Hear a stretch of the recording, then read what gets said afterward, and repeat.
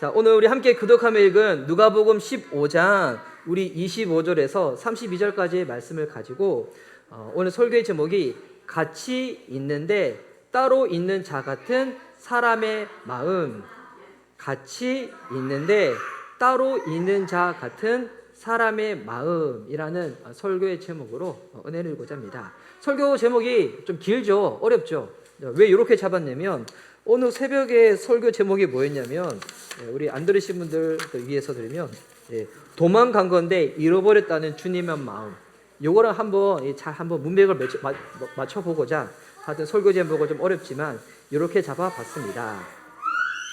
자, 우리 계속 우리 누가복음 말씀을 새날 경건 예배와 우리 금요 부흥 예배를 통하여 살펴보고 있는데요.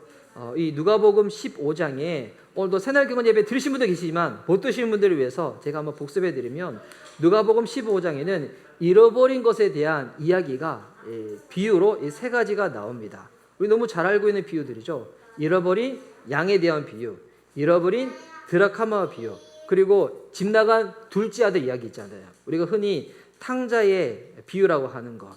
근데 이 비유를 말씀하실 때 지금 예수님 앞에 누가 나와 있냐면 지금 바리새인과 서기관들이 나와 있거든요. 그러니까 예수님이 지금 이 비유를 그냥 하시는 것이 아니라 그들을 염두에 두고 지금 이 말씀을 하시는 겁니다. 그런데 이 비유 세 가지, 잃어버린 것들, 양 잃어버리고 동전 잃어버리고 둘째 아들 이렇게 출가가 아니라 가출해버리고 이런 비유를 하고 난 다음에 이 비유의 마지막에 지금 제일 중요한 비유가 하나가 더 들어가 있습니다. 그건 뭐냐면 이 맏아들에 대한 이야기거든요. 맏아들.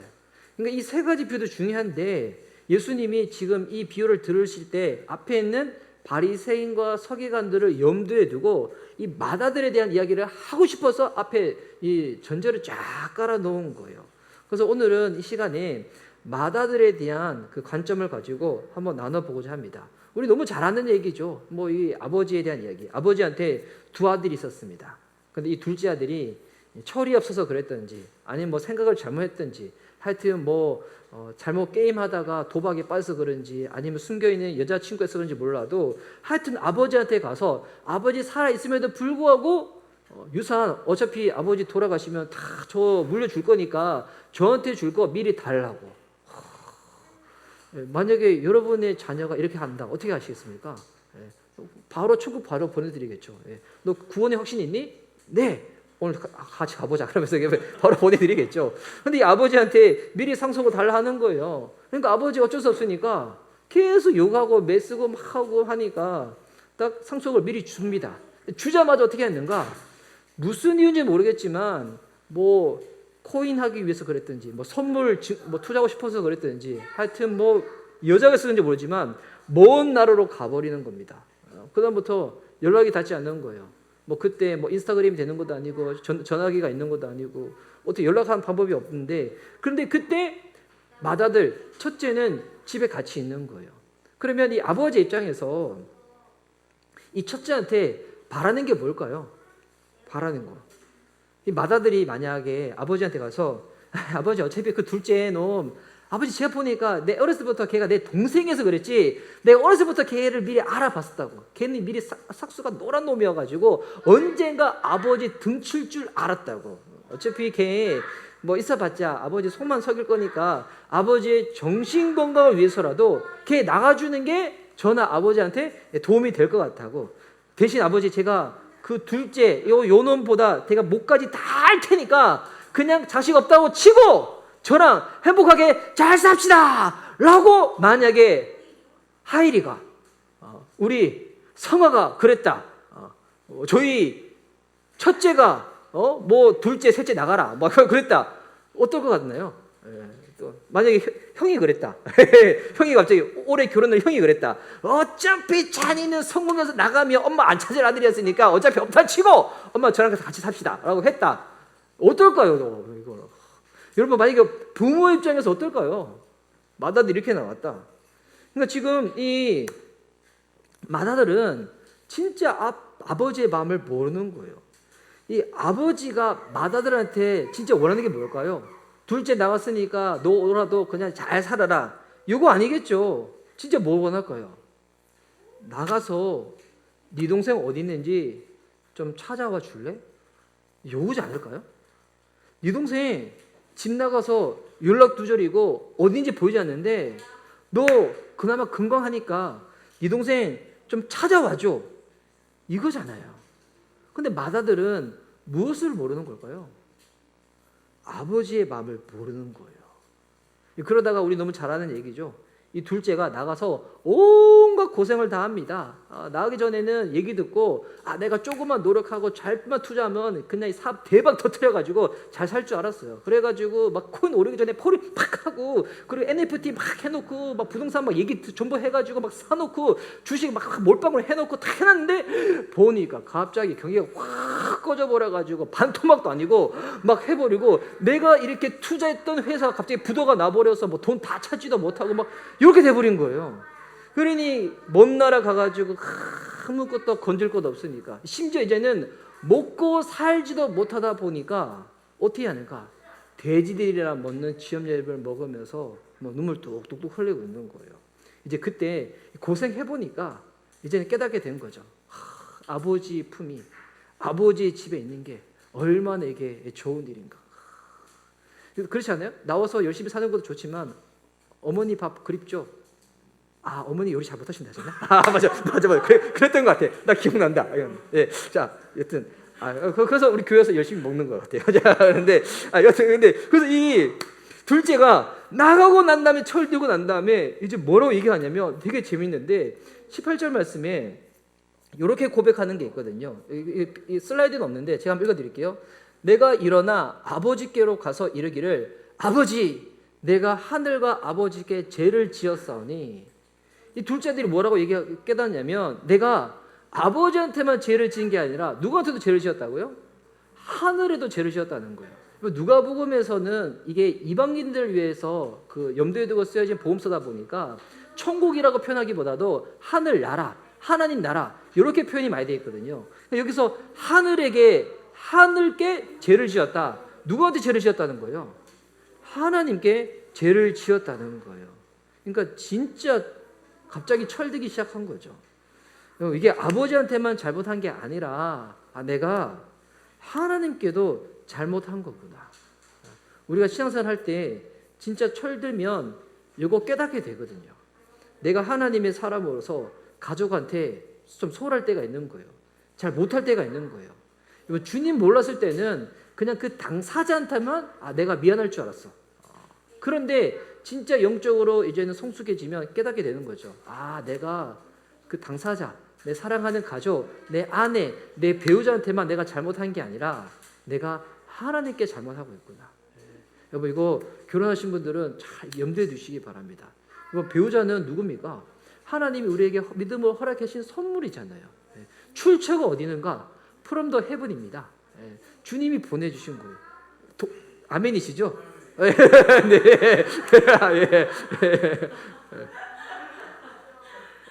지금 표정이 너무 지금 격하게 아멘하는 표정이셔가지고 저 지금까지 그런 표정 처음 보는 것 같아서 놀랐습니다. 주님이 보내셨다고 믿으시면 그렇기 때문에 여러분 아내한테 내가 잘못한다, 가족한테 잘못한다. 결국 누구한테 잘못하는 거예요? 그 당사자뿐만이 아니라 하나님께 우리가 이 죄를 범하게 되는 거거든요. 지금 이 둘째 아들이 요거를 깨달은 거예요. 그래서 이제 아버지께로 돌아가야 되겠다 생각하고 아버지께 집으로 다시 돌아가는 거예요.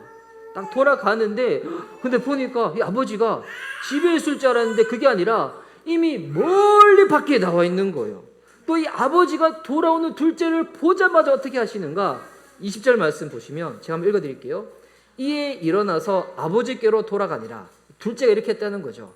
아직도 거리가 먼데, 여러분 거리가 아직 멀어요. 거리가 먼데 아버지가 그를 보고 측은히 여겨 달려가 목을 안고 입을 맞추니 둘째 아들이 멀리서부터 오는 거예요. 희미하게. 근데 보이자마자 아버지는 아는 거야.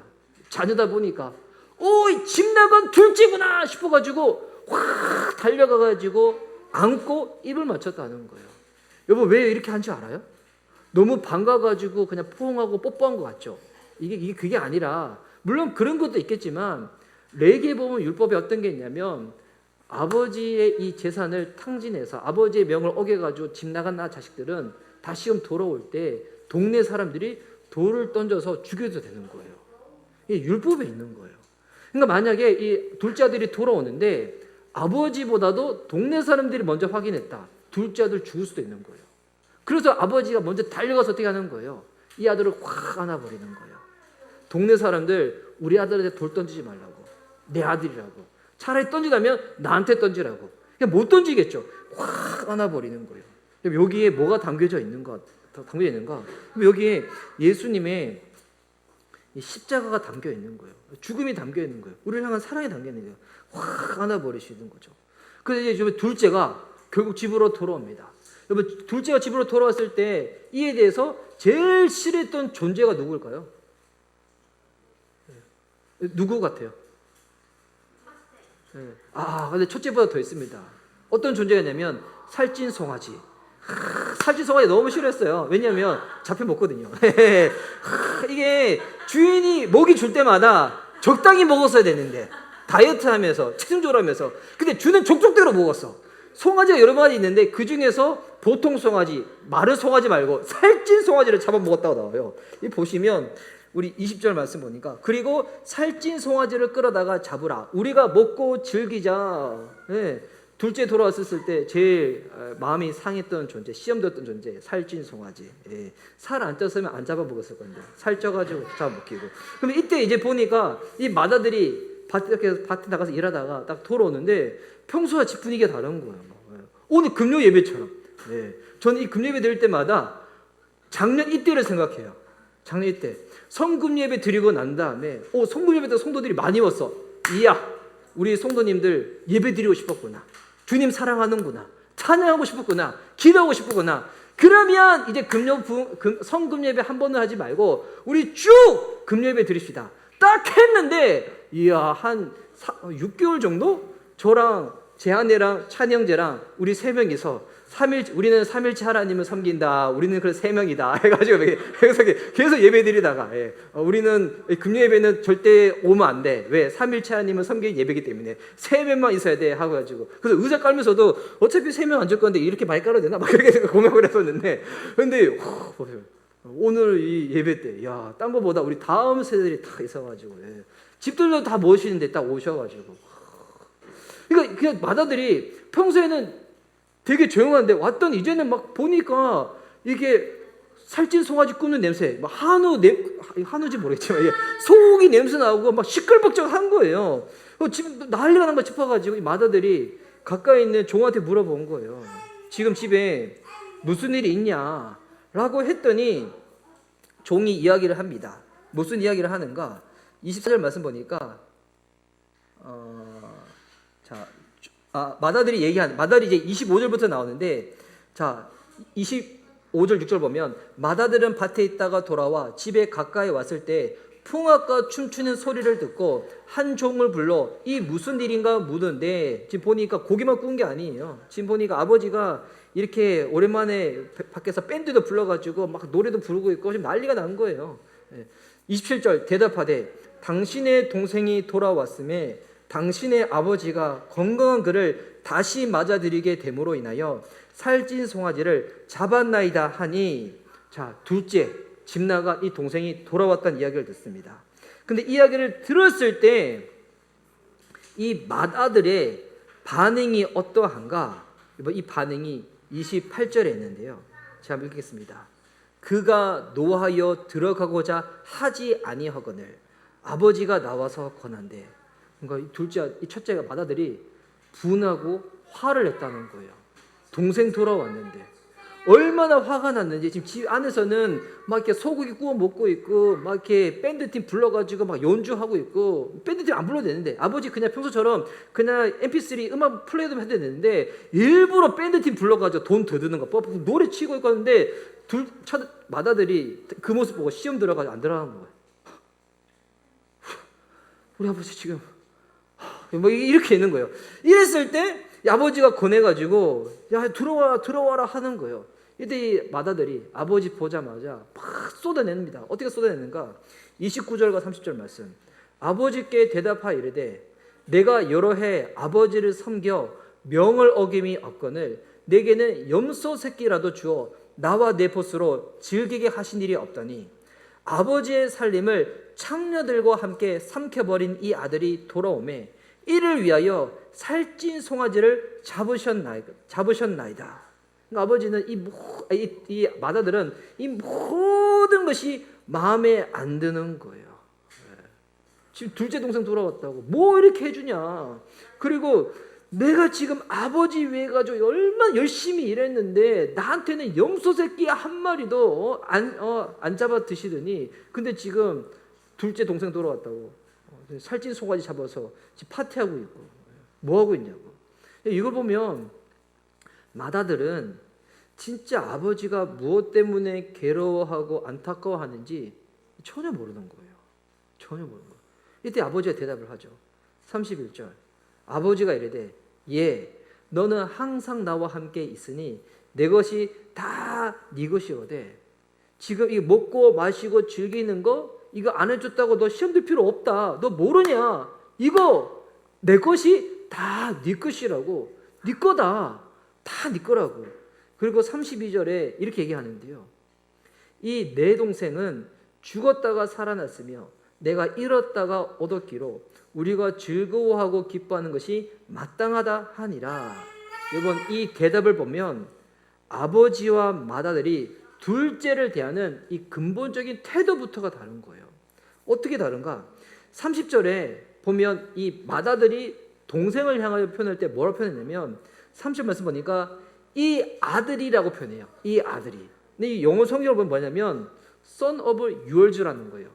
당신의 아들이라는 거예요. 당신의 아들. 근데 이 둘째 동생을 놓고 아버지는 맏아들한테 뭐라고 얘기하는가? 31절 말씀에 내 동생이라는 거예요. 영어로 보면 brother of yours. 내 자식이뿐만 아니라 너의 동생이라고. 너의 동생이라고.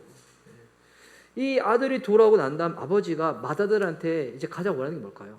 자, 둘째가 집 나갔다. 그때는 아버지가 가장 원하는 거 나가서 네 동생 어디 있는지 한번 찾아와봐 이거잖아요. 근데 이제는 동생이 돌아온 거예요. 그럼 돌아온 동생을 향하여 아버지가 맏아들한테 원하는 게 뭘까요? 돌아온 네 동생 사랑해줘 이거죠. 근데 이에 대해서 맏아들은 전혀 아버지의 이 마음을 몰랐다는 것입니다. 이 맏아들은 어떻게 생각했는가? 내 할 것 나만 잘하면 아버지 좋아하실 거야. 내가 지금 밭에서 일하는 거 이거 열심히만 하면 아버지 너무 흔쾌히 하실 거고 기뻐하실 거야. 이렇게 생각한 거예요. 이 맏아들에게 있어서 결정적인 건 뭔가? 불성실하다? 그것도 아니에요. 뭐 게으르지도 않고요. 착실하고요. 학창 시절에 보니까 사고 한번 치지 아니하고 학교 열심히 다니고 공부 잘 안 해도 불구하고 시험 쳐 오면 점수도 좋고 그리고 막 대학도 괜찮은 데 가고 알아서 좋은 취업 해가지고 좋은 직장도 들어가고 월급도 따박따박 잘 받아 그러는데 근데 이 아들한테 가장 결정적으로 큰 게 뭐냐면 부모의 마음, 아버지의 마음에 대해서는 전혀 관심이 없었다는 거예요. 여러분 이 보면 우리가 신앙생활 할 때 주님 앞에 나아갈 때 둘째 아들과 같이 신앙생활 하는 사람이 있어요. 둘째 아들과 같은 신앙생활은 뭐냐면 일단 아버지한테 관심 첫째, 둘째 다 없죠. 근데 이 둘째 아들의 신앙은 뭐냐면 아버지로 인해서 내가 어떤 복을 누릴까?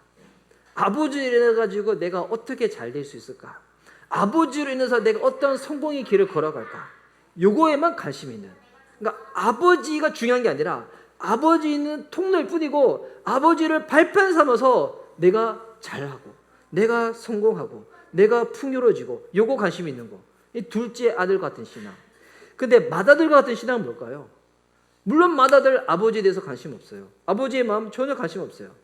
이 맏아들은 내 일만 잘하면 된다고 생각하는 거예요. 내가 내 예배 잘 세우면 되고 내일 열심히 하면 되고 막 기도할 때 막 나 뜨겁게 기도하고 막 찬양할 때 뜨겁게 막 찬양하고 교회 사람 모인다 때 뭐 열심히 모이고 막 이건 다 착실하게 하는 거예요. 근데 결정적으로 없는 거 아버지의 마음. 집 나간 둘째 아들 잃어버린 영혼들에 대해서 아버지가 너무나 아파하시고 그 때문에 괴로워하시는데 그에 대해서 전혀 동감하지 않는 이 맏아들의 이 모습, 이 신앙. 20세기에 가장 최고의 전도자라고 하는 이 빌리 그레엄 목사님이 신앙생활 할 때 가장 위험할 때가 언제인가를 한번 설교한 적이 있으셨어요. 그분이 뭐라고 했냐면, 여러분 어떻게 생각하세요? 우리가 주님 앞에 신앙생활 할 때 가장 위험할 때 언제라고 생각하세요?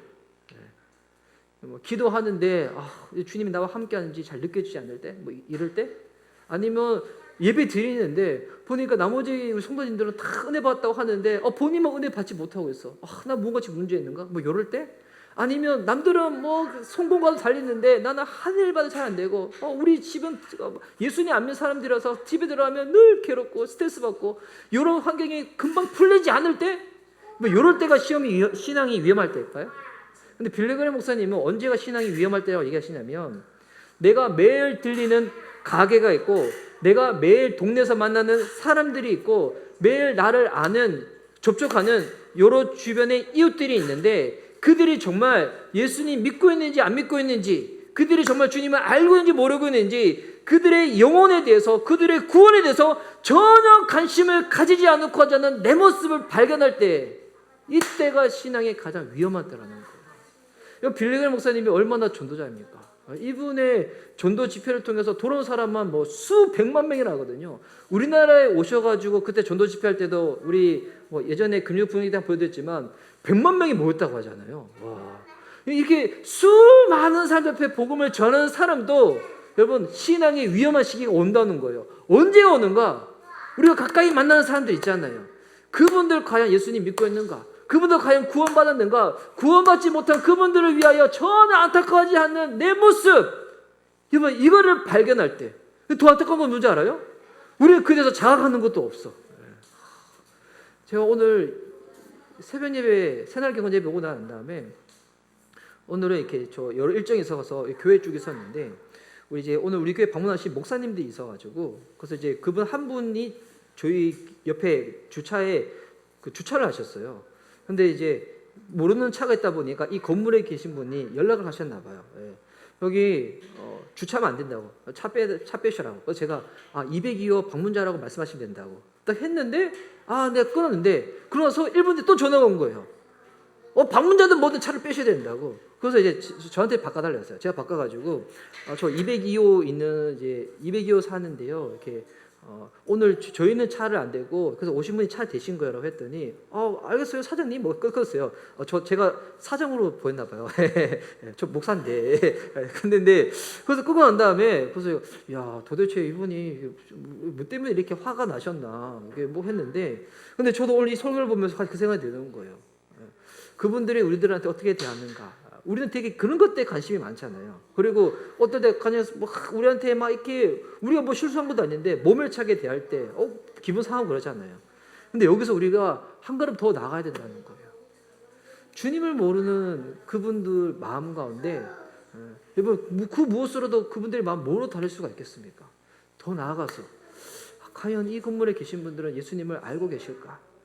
내가 매일 들리는 편의점에 있는 그분, 내가 자주 가는 그 커피숍에서 만나는 그 알바는 그 학생, 내가 운동할 때 만나는 그 주변에 같은 그 회원들, 이들은 과연 주님을 알까?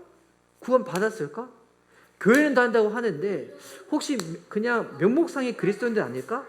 이런 것을 전혀 생각하지 않는 그때가 언제냐면 우리의 신앙이 가장 위험한 때라고 빌리 그레엄 목사님 그렇게 말씀하셨다는 거예요.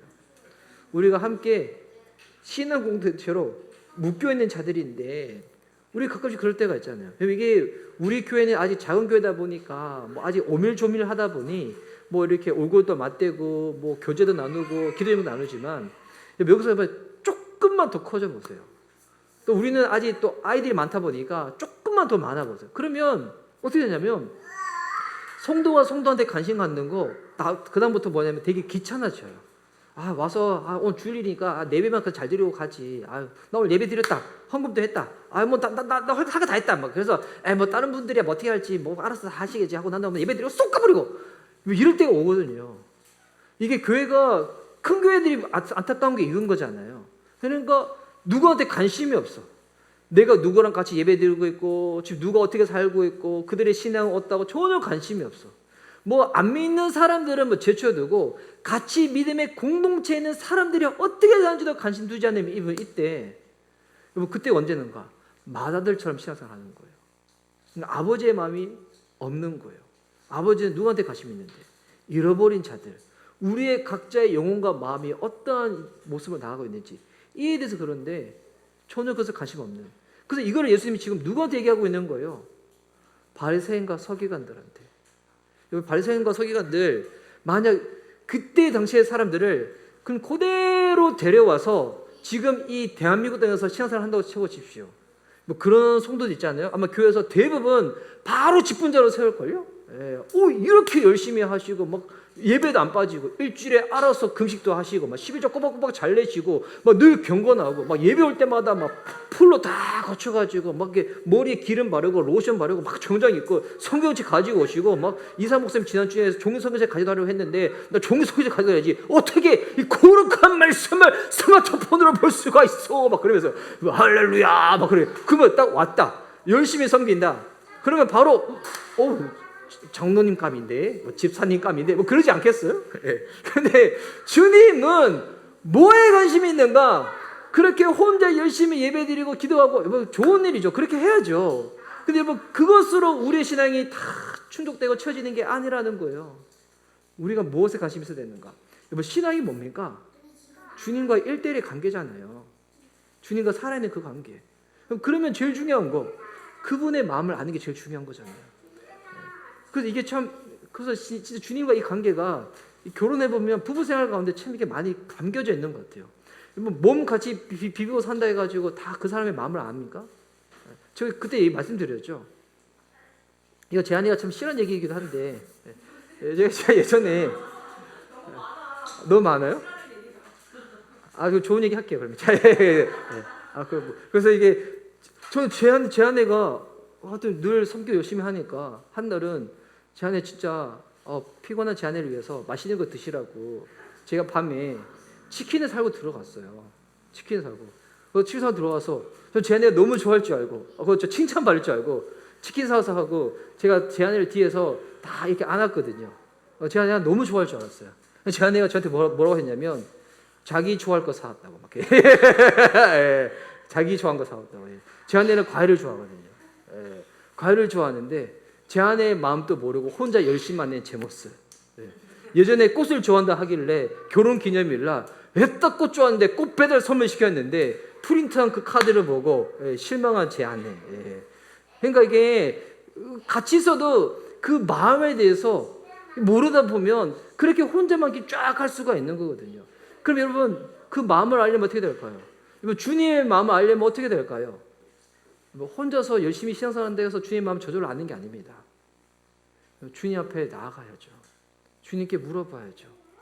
그리고 주님이 무엇에 관심이 있는지 말씀을 통하여 확인하고 그것 가운데 우리의 마음을 들고 삶을 드릴 때 마다들 같은 신앙이 아니라 둘째 아들 같은 신앙이 아니라 잃어버린 영혼들을 향해 가지고 발걸음을 옮기는 그리고 돌아온 영혼들을 향해서 돌아왔으니 제쳐두고 이게 아니라 더 사랑하고 섬기는 그런 신앙으로 나갈 수가 있다는 겁니다. 여러분 그렇지 않으면 여러분 우리가 바리새인이 될 수가 있어요. 우리가 서기관이 될 수도 있다는 거예요. 예수님 바리새인과 서기관한테 어떤 적을 부은지 아시죠? 이 독사의 새끼들이라고. 이게 지금 따지면 야 이거 강아지야 이렇게 한 거예요. 예수님께 요거도 먹기 싫으면 주님의 마음에 더욱더 관심을 기울일 줄 믿습니다. 우리 미션 리바이벌 교회와 저와 여러분이 이 삶 가운데 진짜 하나님의 이 마음을 더욱더 알아가서 잃어버린 자들을 위하여 찾아가며 기도하며 안타까워하며 돌아온 영혼들을 더욱더 품고 사랑해주고 하나 되고 교제하고 더욱더 알아갈 수 있는 우리 미션 리바이벌 교회 그와 같은 주의 자녀들 될 수 있기를 예수님의 이름으로 축복하는 바입니다. 아멘.